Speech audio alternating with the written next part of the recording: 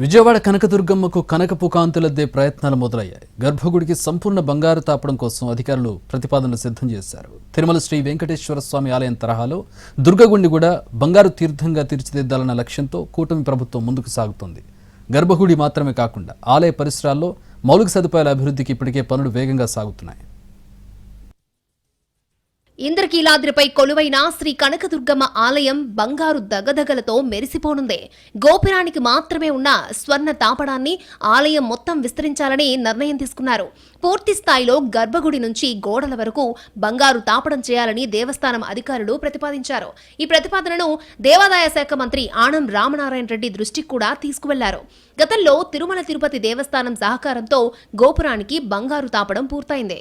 ఇప్పుడు మిగిలిన భాగాలకు కూడా టీటీడీ మళ్లీ సహకారం అందించనుంది.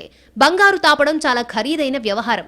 కోట్లాది రూపాయల నిధులు అవసరం. టీటీడీతో పాటు దాతల సహకారం తీసుకునేందుకు కూడా ప్రయత్నాలు జరుగుతున్నాయి. టీటీడీ ఇప్పటికే బ్యాలెన్స్ పనుల కోసం ప్రణాళికలు సిద్ధం చేస్తోంది. అమ్మవారి ఆలయానికి సంపూర్ణ స్వర్ణ తాపడం కార్యక్రమాన్ని త్వరితగతిన పూర్తి చేస్తాము అంటున్నారు అధికారులు.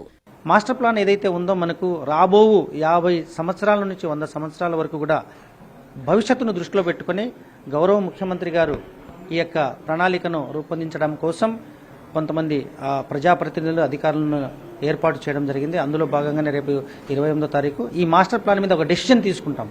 కనకదుర్గ ఆలయ అభివృద్ధిలో మరొక ముందడుగు పడింది. ఏటా 2 కోట్ల మందికి పైగా భక్తులు దర్శించే ఈ పుణ్యక్షేత్రాన్ని అభివృద్ధి చేసేందుకు ఏపీ సర్కార్ మాస్టర్ ప్లాన్ సిద్ధం చేసింది.